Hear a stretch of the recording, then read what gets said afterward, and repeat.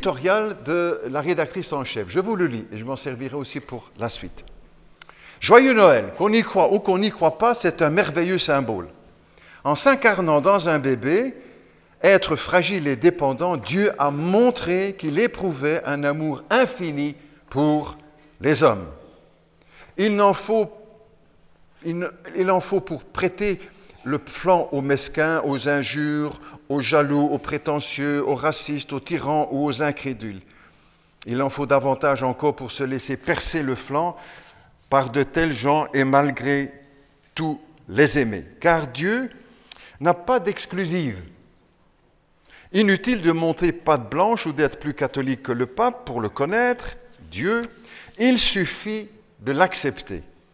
Le message qu'il véhicule, l'amour inconditionnel comme premier commandement, aussi naïf soit-il, aussi illusoire qu'il puisse paraître, reste un irrépréhensible espoir. Contre les guerres, la mort, la violence ordinaire, les petitesses quotidiennes. Qu'on y croit ou qu'on n'y croit pas, Noël sera toujours un merveilleux symbole. Au nom de toute la rédaction, je vous souhaite un Noël paisible et joyeux. Vrai, qu'on y croit ou qu'on n'y croit pas, Noël est un merveilleux symbole. J'ai été très étonné de lire cet article dans la presse non chrétienne, tout public comme on dit.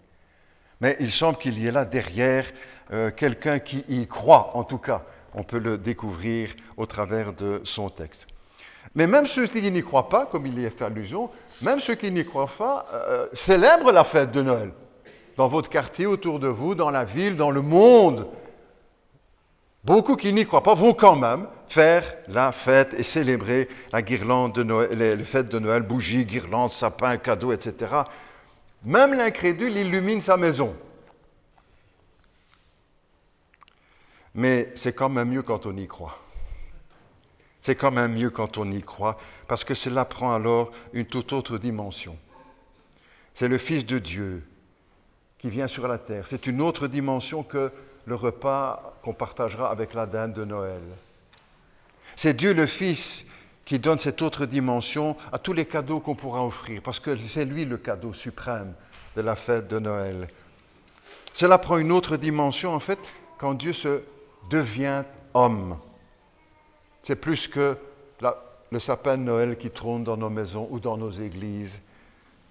La lumière qui vient dans le monde, c'est plus que toutes les guirlandes de toute la planète. C'est la lumière qui vient dans le monde. La Bible dit la véritable lumière. Et c'est celle en laquelle nous croyons, bien sûr. Madame Lejar, c'est son nom, là, l'édétiste, nous notera dans son texte que Dieu a montré qu'il éprouvait un amour infini pour l'homme. Et à chaque phrase, je pourrais vous redire, mais je dis, c'est un pasteur qui a écrit ça. Non. Non. Dieu montre qu'il éprouve un amour infini pour l'homme. Et j'ai dit, bravo, madame. Elle doit certainement faire partie de celles qui y croient, pour écrire quelque chose de semblable. Avoir l'audace ou le courage de dire sa foi, en quelque sorte. Aujourd'hui, dans notre monde, il faut beaucoup de courage et d'audace. Et tout cela pour annoncer des programmes télévisés. Mais cela commence avec cette annonce de la fête de Noël. Parce que c'est là le cœur de la fête de Noël, la bonne nouvelle de Jésus-Christ, de Dieu qui vient sur cette terre. Même si on met beaucoup de choses autour, le cœur de Noël, c'est cela. Et nous, chrétiens, nous y sommes attachés. C'est vraiment le témoignage de l'amour de Dieu. C'est Jean 3,16, en quelque sorte, dans ce texte du journal, Dieu a tant aimé le monde. Un amour infini pour les hommes. Bien écrit, madame. Juste, c'est l'Évangile. Bravo encore quand elle écrit que Dieu n'a pas d'exclusive. Dieu ne fait exception de personne. Tout le monde est accueilli. Et nous voulons que cela soit connu aussi pour nos églises, que ce n'est pas un club privé réservé à quelques-uns, quelques élites, quelques saints plus parfaits que les autres. Pas du tout. C'est au contraire ouvert à tous, quel que soit notre âge. Dieu n'a pas d'exclusif, c'est ce que la Bible dit. Dieu ne fait exception de personne. Jésus a dit, je ne mettrai pas dehors celui qui vient à moi. Jésus a dit encore, venez à moi, vous tous qui êtes fatigués et chargés. C'est pour le monde entier. Dieu n'a pas d'exclusive. Jésus n'a pas dit « Venez à moi, vous, les blancs ». Pas les noirs. Hein. Jésus n'a pas dit ça. Pas d'exclusive. Jésus n'a jamais dit « Venez à moi, vous tous, sauf les pauvres. Hein. » Non. Jésus a dit « Venez à moi, vous tous qui êtes fatigués. » Mais pas les femmes. Hein. Non, au contraire, pas d'exclusive. Jésus a dit « Venez à moi, vous tous, sauf les Juifs ou les Arabes. » Jésus n'a pas dit ça, pas d'exclusive. « Venez à moi, vous tous qui êtes fatigués et chargés. » Ou encore, Jésus n'a pas dit « Venez à moi, vous tous, les protestants. » Non. Tous ceux qui veulent s'approcher de Jésus-Christ. Que l'on soit riche comme les mages, ou que l'on soit pauvre comme les bergers, les portes nous sont ouvertes dans le cœur de Dieu. C'est ça aussi Noël. Et nous devons nous le redire aussi en tant que chrétiens et être proclamés dans les églises. Bravo, Madame, Dieu n'a pas d'exclusive. Rebravo, quand elle écrit encore, pour connaître Dieu, il suffit de l'accepter. Je me suis dit, mais c'est un pasteur qui a écrit ça, elle lui a donné le texte. Ou alors elle a écouté Média Évangile, elle a copié les prédications de la rue des Caillards. Non, non, non, semble pas. À moins que, qui sait? Non, non. Pour connaître Dieu, il suffit de l'accepter. En tout cas, cet éditorial a le parfum de l'Évangile. Pas seulement dans les revues chrétiennes, très bien, ben là c'est normal. Mais là, c'est exceptionnel. Et c'est pour ça que mon attention a été retenue et que je reprends quelques-uns de ces textes pour montrer que l'Évangile est là aussi dans notre monde. Parfois par certains de qui on ne s'y attendrait pas. Que le pasteur prêche ça, d'accord, mais... Eh bien oui, il doit y en avoir autour de nous, même s'ils ne sont pas dans les églises, qui croient aussi en Jésus-Christ et qui l'ont accepté. Il suffit de l'accepter. Mais elle est là aussi pour nous tous, chacun, et ceux qui suivront le culte au travers des enregistrements, ou sur Internet, Média Évangile, ou de poser la question, la grande question de Noël, est-ce que nous l'avons accepté, nous? Puisqu'il suffit de l'accepter pour le connaître. Est-ce que nous l'avons accepté dans notre vie, personnellement? Le texte ne dit pas si nous sommes religieux, si nous sommes ceci ou cela, si nous l'avons accepté, c'est ça aussi. Le défi de Noël, en quelque sorte, le rappel pour chacun de nous, qui que nous soyons, de savoir si nous l'avons accepté. La Bible nous rappelle qu'il n'y avait pas de place pour Jésus à l'hôtellerie. On dit « Oh, c'est pas bien ça !» Mais, est-ce qu'il y a de la place dans notre hôtellerie, dans notre cœur, dans notre maison, dans notre foyer, dans notre famille? Pas de place dans l'hôtellerie. Bon, quelqu'un dira, vous savez, pasteur, ici, on est à l'église, donc tout le monde a ouvert la porte au Seigneur. Peut-être pas. Je n'ai jamais fait d'enquête et ce n'est pas mon rôle de faire des enquêtes pour savoir qui oui, qui non. Mais quand même, la question doit être posée. Et c'est aussi le rôle du pasteur. Pour lui-même, bien sûr, et pour chacun de nous. Est-ce que nous sommes certains qu'un jour, nous avons accueilli le Christ dans notre vie? Dans toutes les églises du monde, n'est-ce pas, il y a des personnes, dans toutes les églises du monde, il y a des personnes qui n'ont jamais accepté le Christ. Et nous ne faisons pas exception. Ça vaut donc la peine de se poser la question. Parmi ceux-là, certains qui disent « Oh, mes parents m'ont fait baptiser quand j'étais bébé, j'ai fait ma communion, j'ai été marié à l'église, et même j'ai déjà choisi les cantiques pour mon enterrement. Donc tout est en ordre. Mais on peut faire tout ça et ne jamais avoir accepté le Christ. Ne jamais avoir dit oui à Jésus-Christ. Même à la fête de Noël. Célébrer, chanter, etc. Et ne pas encore avoir ouvert notre cœur, notre hôtellerie à Jésus-Christ. Ce matin, je pose aussi à chacun la question, sans vouloir blesser ou accuser ou juger personne, mais en priant que l'Esprit de Dieu nous interpelle chacun. On peut faire beaucoup de choses, n'est-ce pas, ne jamais avoir accepté le Seigneur ou être proche de lui. Vous vous souvenez de cette parabole de Jésus? Deux hommes montent au temple. L'un est pharisien et l'autre est publicain. Et le pharisien prie debout. « Seigneur Dieu, je te remercie que je ne suis pas comme le reste des hommes, qui sont ravisseurs, voleurs, menteurs, adultères, etc., etc. Moi, je ne suis pas comme ça. Je jeûne 2 fois la semaine. Je donne la dîme de tous mes biens. Je.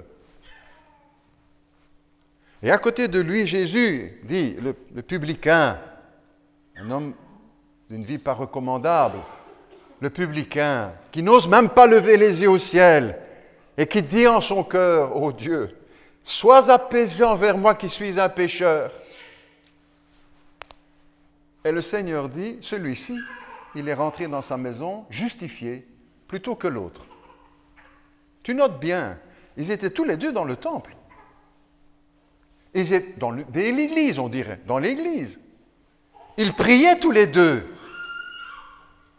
Et l'un était tellement loin de Dieu et l'autre tellement proche.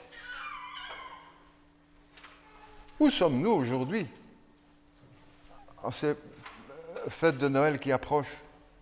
Où sommes-nous? Est-ce que nous sommes venus pour dire à Dieu, sois apaisé envers moi, qui suis un homme pécheur? Ou est-ce que nous sommes assurés de parce que nous faisons le bien, que nous n'avons jamais fait de mal à une mouche, que...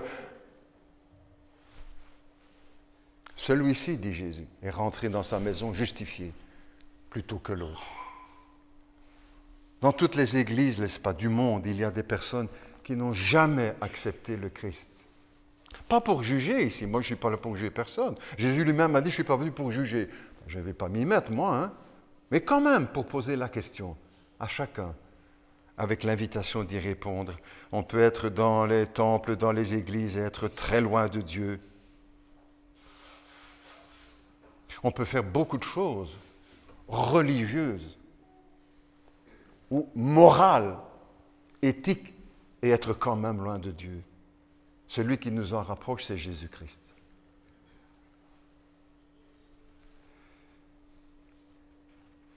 Il suffit de l'accepter. Pourquoi pas le faire aujourd'hui, ce matin, si vous ne l'avez pas fait encore? Peut-être que beaucoup, peut-être la majorité l'ont fait. Je ne fais pas d'enquête là-dessus, ni de statistiques, ce n'est pas mon rôle. Pourquoi ne pas le faire aujourd'hui, ce matin? Dire, oh, mais pasteur, moi, je ne suis pas venu pour ça aujourd'hui, je suis venu parce que j'aime bien de chanter « Voici Noël ». J'imagine, n'est-ce pas? Je suis venu pour voir mon enfant qui récite sa récitation, là, et je vais faire des photos parce que là, quand il sera grand, on va lui montrer. Très bien, magnifique, venez, continuez de venir. Et d'autres diront, moi je suis venu avec ma copine parce qu'elle voulait absolument que je vienne le jour de Noël. Bon, continue de venir. Ou un autre qui dira, ben moi je suis venu juste pasteur parce qu'une fois par an, je viens quand même à l'église. Très bien, très bien. Mais il y a plus que cela encore. Pourquoi pas accepter le Seigneur aujourd'hui? Ou si vous-même, ou quelqu'un, ou plusieurs parmi nous, sont venus pour d'autres raisons, il y a 1000 raisons qui pourraient nous expliquer notre venue être là. Très bien. Mais lui, le Christ aussi, il est venu, n'est-ce pas? Et aujourd'hui, au travers de sa parole, il vient vers vous encore, au XXe siècle, parce que l'Esprit de Dieu porte cette parole dans nos cœurs. Il est venu pour nous rencontrer, pour te rencontrer. Il est venu pour te parler, parce que Dieu parle au cœur. Il est venu pour nous appeler à quelque chose en plus ou à la décision solennelle de la conversion. Il est venu pour nous sauver, pas pour nous dépanner. Beaucoup viennent à Christ ou commencent à prier une fois qu'ils sont en panne dans leur vie. Il n'est pas venu nous dépanner, il est venu nous sauver. Parce que nous sommes perdus à cause de notre péché. Les plus braves parmi nous, les plus braves à Charleroi. Il est venu pour nous sauver, il est venu pour nous transformer. Et tous ceux qui ont fait l'expérience de la conversion ont vu leur vie transformée. Non pas qu'il soit devenu parfait, et ça nous le savons tous, n'est-ce pas? Non pas que nous soyons devenus parfaits, mais il nous a transformés. Il est venu pour nous donner la vie éternelle et le pardon de nos péchés, pour nous donner un avenir, pour nous donner une espérance. Et pas un monde sans espérance, où tout s'achève dans la tombe, entre quatre planches. Il est venu pour nous donner une assurance. Voilà le véritable Noël. Quand Dieu vient sur la terre, quand Jésus entre dans les cœurs. Que ce serait dommage, n'est-ce pas, de fêter Noël avec le plus beau sapin de toute la ville, de toute la Belgique, le meilleur dinde, le meilleur ci, le meilleur là, le meilleur tout, et de rater Jésus. Et de rater Noël. Le vrai Noël. Celui que Dieu nous offre, son Fils Jésus-Christ. Jésus a dit, je ne suis pas venu appeler des propres justes, mais des pécheurs. Il a dit également, je ne suis pas venu pour juger le monde, mais pour que le monde soit sauvé par moi. Et les paroles que nous partageons, celles de l'Écriture ou d'une prédication, d'une lecture, ce n'est pas une parole de jugement. Si le Christ n'est pas venu pour juger, qui serions-nous pour juger qui que ce soit? Je ne suis pas venu pour juger, a dit Jésus. Je suis venu pour sauver, parce que les choses vont mal. Pas seulement dans le monde, ceci, cela, voilà, mais dans notre vie à chacun, quand nous ne sommes pas venus encore à Jésus-Christ.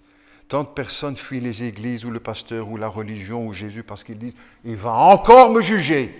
Ben non, il ne vient pas pour ça. Il vient pour sauver. Ce n'est pas un super gendarme toujours prêt à coller des procès à tout le monde dès qu'il nous prend en défaut. Il y a des milliers de personnes dans la région de Charleroi, ou des millions en Belgique qui pensent ça de Jésus ou de Dieu. Oh là là, j'y viendrai pas, il va encore me juger. Non, Jésus a dit, pas les protestants, le pasteur, les curés, les ci, les là. Jésus a dit, je ne viens pas pour te juger, mais pour te sauver. Jésus a dit, je ne suis pas venu pour abolir la loi ou les prophètes, mais pour accomplir. Jésus n'est pas venu pour changer les 10 commandements. En disant, maintenant vous êtes chrétien, vous êtes convertis, vous pouvez mettre tout l'Ancien Testament à la poubelle ou au feu. Ah non. Non, non, non. Jésus a dit, je ne suis pas venu pour abolir la loi, les commandements. C'est quoi les commandements? Tu n'auras pas d'autre Dieu que moi. Tu ne te feras pas d'image taillée. Tu ne te prosterneras pas devant les idoles. Tu ne prendras pas le nom de l'Éternel ton Dieu en vain pour juger et blasphémer. Honore ton père et ta mère. Honore ton père et ta mère. Souviens-toi du jour du repos. Tu ne commettras pas d'adultère. Tu ne commettras pas de meurtre. Tu ne commettras pas de vol. Pas de faux témoignages. Pas de mensonges. Pas de convoitise. Tu ne convoiteras pas la maison de ton prochain, sa voiture, sa maison, sa femme, tout ce qui est à ton prochain. Tu ne convoiteras pas. Jésus a dit, je ne suis pas venu abolir tout cela. Ça fait toujours partie de la vie du chrétien. Ce n'est pas cela qui nous sauve, mais c'est le guide pour notre vie aux uns et aux autres. Jésus est venu nous rappeler aussi que tout cela fait partie de la vie chrétienne, encore ces commandements, pour marcher dans la lumière. Beaucoup autour de nous, n'est-ce pas, ont craché, je vais dire d'une façon dure, mais craché sur les 10 commandements et sur tout l'Évangile. Ils savent plus où ils en sont aujourd'hui. Ils ne savent plus où ils en sont aujourd'hui, dans leur vie. Jésus est venu nous rappeler qu'il n'a pas aboli les commandements et qu'il est venu pour accomplir. Il ne faut pas jeter au feu l'Ancien Testament en disant « mais nous, maintenant, c'est le nouveau, hein, rien que le nouveau ». Non, non. Ça, ce n'est pas ce que Jésus a dit. Il ne faut pas jeter au feu l'Ancien Testament, le récit de la création, mais pas de l'évolution. Il ne faut pas retirer de notre vie chrétienne la chute de l'homme, son péché. C'est l'Ancien Testament, la Genèse. Il ne faut pas jeter le choix de Dieu pour Israël, un peuple à part, pas parce qu'il est parfait, mais parce que Dieu a un destin pour lui, et que c'est par ce peuple que le Seigneur a envoyé son Fils. Il ne faut pas jeter les prophètes, Moïse, Ésaïe, Ézéchiel. Au contraire, Jésus dit, je suis venu pour accomplir les prophéties. Le seul Bible au monde qui fait des prophéties qui s'accomplissent. Il est venu les accomplir. Sa naissance miraculeuse, les miracles qu'il a accomplis, sa mort sur la croix, sa résurrection, son ascension, son retour. Jésus a dit encore, je suis venu non pas pour être servi, mais pour servir. Et donner ma vie en rançon pour plusieurs. Nous aimons tous d'être servis. Et ici, pendant ces fêtes, il y en a beaucoup qui vont servir, il y en a d'autres qui vont se laisser servir. Jésus a dit, je suis venu pour servir l'humanité, pour servir les hommes, pour servir mon Dieu, pour servir le pauvre, pour servir le riche, pour servir, et non pas pour être servi. Et donner ma vie en sacrifice pour le péché. Mais Jésus nous a dit aussi, je termine, non pas seulement pourquoi il est venu, il y a d'autres raisons encore, mais on ne va pas allonger, où Jésus lui-même dit, voilà pourquoi je suis venu. Il dit également d'où il est venu. Et cela nous accroche peut-être encore plus que tout le reste. Jésus a dit qu'il venait du ciel, qu'il venait d'en haut, qu'il venait du Père, qu'il venait de Dieu, ek théou, hors Dieu. Personne n'a jamais osé parler comme cela. Personne n'a osé dire cela. Et personne n'en a jamais fait la preuve, sauf le Christ, qu'il venait d'en haut. Oui, il vient d'en haut et nous sommes d'en bas. Tous. Tous. Les plus grands, les plus sages, les plus intelligents. Nous sommes d'en bas, nous sommes de la terre. Lui, il vient d'en haut. Alors, soit on a affaire au plus grand faux que la terre ait jamais porté, mais toute sa vie, son œuvre, et tout ce qui a suivi pendant les 2000 ans d'histoire montre qu'il était ce qu'il proclamait être et qu'il venait bien d'en haut, du ciel. Jésus a dit qu'il venait de Dieu, qu'il était envoyé du Père, qu'il disait les paroles de Dieu. J'ai vu Dieu, a déclaré le Christ. Moi et le Père, nous sommes un. Il venait pour donner sa vie pour les brebis. Dernier paragraphe. Noël, c'est bien cela. C'est Dieu qui entre dans notre monde. C'est Dieu qui marche sur notre planète. Noël, c'est le Dieu infini qui entre dans un corps. Noël, c'est le Dieu tout-puissant qui se fait fragile comme un enfant. Et il y a des petits-enfants parmi nous, on va voir encore tout à l'heure. Dieu était comme ça, ce petit-là? Oui. Le Dieu tout-puissant? Oui. Noël, c'est cela. C'est le Dieu tout-puissant qui se fait fragile comme un enfant. Noël, c'est l'impossible qui devient réalité. Les prophètes ne pouvaient jamais imaginer qu'un jour Dieu viendrait en chair sur cette terre, même quand il l'annonçait. Noël, c'est le Dieu intouchable qui se laisse crucifier. Noël, c'est le Dieu éternel qui entre dans le temps. Noël, c'est le Dieu créateur qui se glisse dans sa création. C'est le Fils égal au Père qui se fait égal aux hommes. Noël, c'est Dieu parmi nous, c'est Emmanuel. Dieu avec nous et Dieu pour nous. Que Dieu bénisse sa parole pour chacun de nous. Prions ensemble. Notre Dieu, notre Père, merci pour cette fête de Noël et pour tout ce qu'elle signifie pour nous en tant que chrétiens. Merci pour tout ce qu'elle signifie dans les Écritures, le plan de Dieu annoncé dès avant la fondation du monde, la venue un jour sur terre de Dieu lui-même. Père Céleste, merci. Que nous puissions, les uns et les autres, et pas seulement nous ici, mais beaucoup, des milliers, des millions de par le monde, garder le Christ au cœur de la fête de Noël. Même s'il y a beaucoup d'autres choses autour, tant mieux. Père Céleste, nous te célébrons en tout cas en ce jour d'une façon toute particulière de nous avoir donné, envoyé ton Fils Jésus-Christ.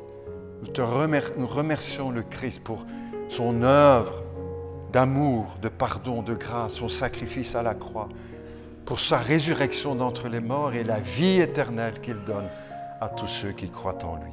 Que son nom soit béni et que nos cœurs soient dans la joie de Noël.